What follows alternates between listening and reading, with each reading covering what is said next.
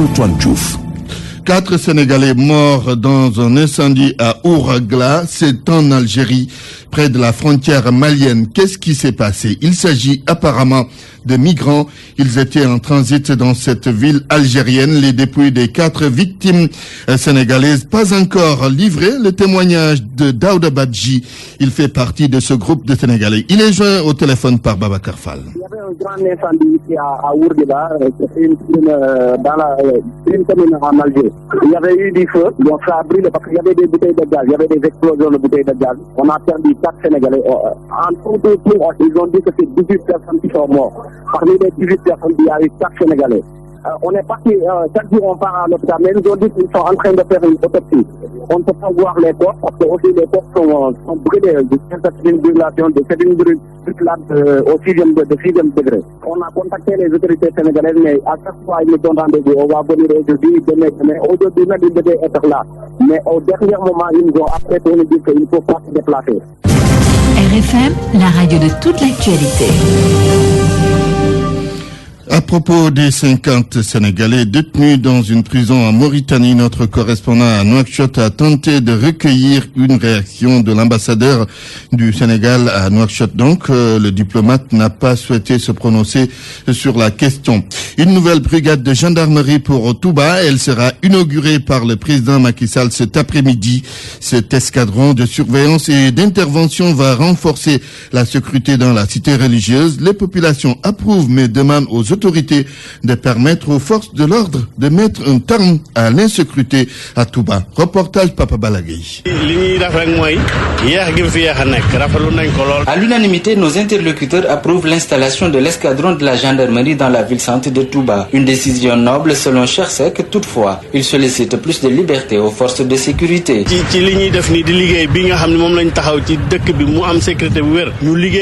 Ils ont un travail à faire dans la ville sainte. Il faut donc faire fi de certaines interventions tout azimut en cas d'infraction ou de délit, car avec les interventions, c'est peine perdue pour assurer la sécurité.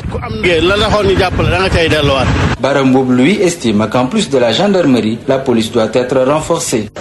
Parce que dès que vous aussi, les promoteurs n'investissent pas dans une ville où règne l'insécurité. Touba grandit, donc en plus de la gendarmerie, la police doit être présente dans chaque quartier. Croisé au détour d'une ruelle, Segassi magnifie l'idée. Pour lui, la sécurité des populations doit primer surtout. C'est pas l'escadron seul qui va quitter à Touba.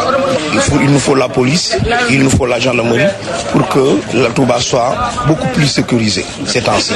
Parce que aussi, il y a assez de vols, il y a les agressions, il y a le mort d'homme, etc. Malgré le renforcement de l'effectif, nos interlocuteurs invitent les autorités à doter de plus de moyens aux forces de sécurité. Papa Balagé, Mbaké, Radio Futur Média. Un projet pour approvisionner Touba en eau douce, c'est le secrétaire d'État à l'hydraulique qui a fait l'annonce. L'étude est concentrée sur 2 hypothèses majeures, le lac de Guière ou la nappe de Touba-Bogo. Diène Faye a par ailleurs annoncé l'extension du réseau d'eau de Touba avec d'autres forages. Makumba Bey.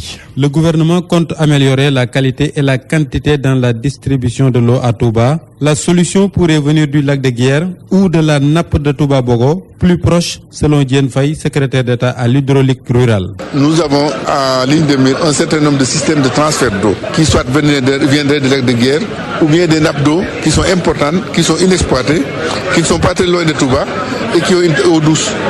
Donc les deux sont valables, soit à partir du lac de Guière ou bien à partir de nappe qui est vers Ali Touba-Bogo. Ces projets-là sont toujours d'actualité. Touba grandit, ses besoins en eau aussi. Après l'évaluation du Magal, les services de l'hydraulique verront ce qui devra être fait pour la quantité. Touba, ce que je vous dis, c'est que régulièrement, on augmente la demande en fonction de l'extension de la ville, en fonction donc de l'affluence. C'est pour ça qu'on est passé entre 2000 et maintenant, de 15 forages à 25 forages. Il y a une dizaine de forages qui s'est ajouté. Dans la dernière décennie, on a plus de 10 forages. Et ça va continuer en fonction de la demande et de l'extension de la ville. Pour le moment, tous les 25 forages sont en marche. Plus de la majorité dispose d'un groupe électrogène en cas de baisse de tension ou de coupure d'électricité. Makumba Bey Touba, Radio Futur Média. RFM, fréquence de modulation 94.0. La radio en puissance. RFM Midi. Antoine Diouf. Les changements climatiques sont à l'origine des migrations des espèces halieutiques, ce qui constitue un danger pour nos pays parce que cela va donc être une menace pour la sécurité alimentaire. C'est le chargé de la communication de l'ONG américaine Comfish qui l'a fait savoir. Frédéric Bambara appelle à une gestion concertée des ressources halieutiques. Nous l'écoutons au micro d'Isidore Alexandre Sen. Le projet USAID Comfish est un projet de 5 ans financé par l'Agence américaine pour le développement international dans le but de soutenir la pêche au Sénégal, en particulier aider le gouvernement du Sénégal à réformer le secteur de la pêche de manière à ce que le secteur de la pêche puisse contribuer à la sécurité alimentaire. Les changements climatiques ont un effet sur la gestion des ressources halieutiques. Et si par exemple vous prenez le cas de la sardinelle, le yaboy, qui est beaucoup consommé au Sénégal, puisqu'il y a le phénomène de changement climatique, les stocks de poissons ont tendance à migrer, à aller vers d'autres zones et les pêcheurs sont obligés de faire de plus longues distances pour aller pêcher. Et cela représente des menaces pour non seulement leur vie, mais également ils ont des difficultés à trouver de plus en plus de poissons. Comment voyez-vous le repos biologique imposé par le gouvernement du Sénégal depuis des années ? Nous travaillons pour une gestion concertée des ressources halieutiques. Ça veut dire que nous essayons de promouvoir le dialogue entre le gouvernement et les acteurs de la pêche pour que toute décision qui sera prise pour la gestion des ressources soit prise de manière participative et unanime, consensuelle. Et donc, c'est ce que nous essayons de faire avec aussi bien le gouvernement que les acteurs de la pêche. À Fatick, une partie des terres est sans doute salée, ce qui constitue une grosse préoccupation pour les populations du Sine. Correspondance Aminata Goudiaby. Plusieurs études ont révélé que dans la région de Fatick, 27% des terres sont affectées par la salinisation. La situation était pire avant l'arrivée dans la région de beaucoup de projets, dont le projet d'appui à la petite irrigation locale PAPIL.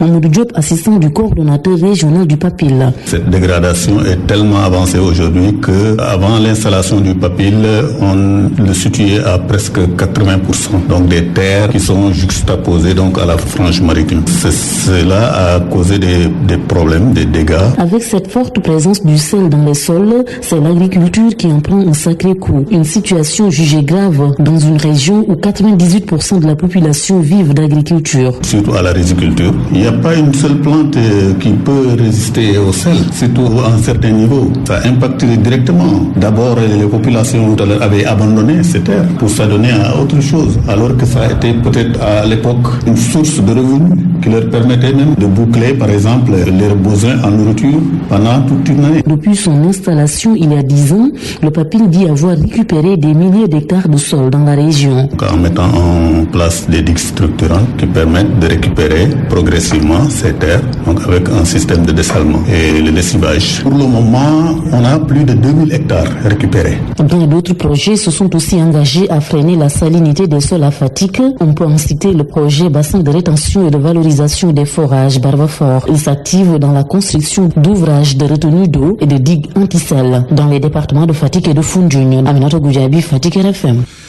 Direction Assemblée nationale. Awambaye, vous êtes en direct. Bonjour. Awambaye en direct de l'Assemblée nationale où les députés votent le budget du ministère de la Santé qui a connu une hausse de 15 milliards de francs CFA. Bonjour Awambaye. Allô, bonjour Antoine. Alors, vous pouvez nous faire le compte-rendu de la plénière que vous êtes en train de suivre à l'instant, le budget du ministère de la Santé, donc qui a connu une hausse de 15 milliards de francs CFA. Awambaye que nous... Bonjour Antoine. Oui, Awambaye, on vous écoute. Allez-y. Donc le budget du ministère... Allô? On vous écoute Awambaye, allez-y. Allô? Awambaye qui est donc en direct de l'Assemblée nationale. Nous allons la retrouver lors de nos prochaines éditions. La suite de ce journal avec l'actualité internationale. RFM. L'actualité internationale. Bonjour Diana Bassédouba. Bonjour Antoine. Le Sénégal gagne une victoire diplomatique à la 14e session de l'Assemblée générale de la CPI. C'est parce que Maître Sidiki Kaba, par ailleurs président de l'Assemblée des États partis, est parvenu à huiler les relations tendues entre certains pays africains et la Cour pénale internationale. Lors de cette rencontre, des pays comme l'Afrique du Sud, ont voulu inscrire d'autres points à l'ordre du jour et soutenu par d'autres pays africains. L'Afrique du Sud avait même menacé de se retirer du statut de Rome si la demande n'était pas approuvée, mais finalement tout est rentré dans l'ordre. Écoutons Soro Diop, le conseiller technique du ministre de la Justice. Le ministre Sidiki Kaba, à titre de président de l'Assemblée des partis, s'était engagé, lui, à améliorer les relations difficiles qu'il y avait entre l'Afrique du Sud et la CPI. Il avait demandé à ce que l'Afrique soit écoutée. Bon, c'est pourquoi le bureau a accepté d'inclure ces points-là à l'ordre du jour. Et ensuite, il y a eu des consultations, vraiment d'âpres consultations, parce qu'à un certain moment donné, le ministre kenyan des Affaires étrangères avait voulu même entamer une procédure de retrait de son pays de la CPI après le sommet de l'Union africaine de janvier 2016. Face à cette situation qui allait créer un précédent dangereux pour la survie de la CPI, le ministre a décidé de créer un groupe de travail restreint qu'il a présidé lui-même. Et après de nouvelles consultations, finalement, les groupes d'Amérique latine et de l'Union européenne ont accepté de faire des concessions. Au bout du compte, donc, le Kenya et l'Afrique du Sud ont réaffirmé qu'ils restent donc au niveau de la CPI. Donc, les nuages sont levés à ce côté et je pense que c'est une belle victoire diplomatique. Soro Diop du ministère de la Justice Burkina Faso Djenaba. Aujourd'hui, dernier jour de campagne avant le scrutin présidentiel et législatif, qui sont très attendus. Très attendus, Antoine, parce que ces élections vont mettre fin à une année de transition et c'est aussi la première fois depuis 35 ans que des élections sont libres et pluralistes. Vous l'avez dit, fin de la campagne pour les 14 candidats en lice pour la présidentielle et les 7000 candidats et supplétifs en course pour un fauteuil de député. Ce scrutin sera sous haute surveillance 2 mois après une tentative de putsch. RFM sera bien sûr au rendez-vous. Les scrutins présidentiel donc et législatif très attendu au Burkina Faso. La suite de la page internationale. Au Kenya, le pape François a condamné aujourd'hui l'injustice vécue par les habitants des périphéries abandonnés par une minorité de puissants qui concentrent donc le pouvoir et la richesse.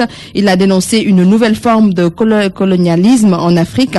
Le pape l'a dit à l'église de Saint-Joseph Travailleur. Ce discours consacré à l'urbanisation était l'un des plus attendus du voyage du souverain pontife en Afrique. Et par ailleurs, le pape Antoine a appelé les dirigeants du Kenya à travailler avec intégrité pour le bien commun.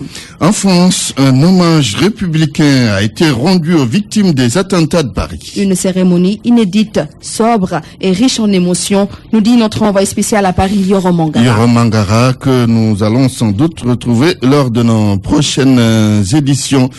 Djenaba Seydouba, c'est tout pour cette page internationale.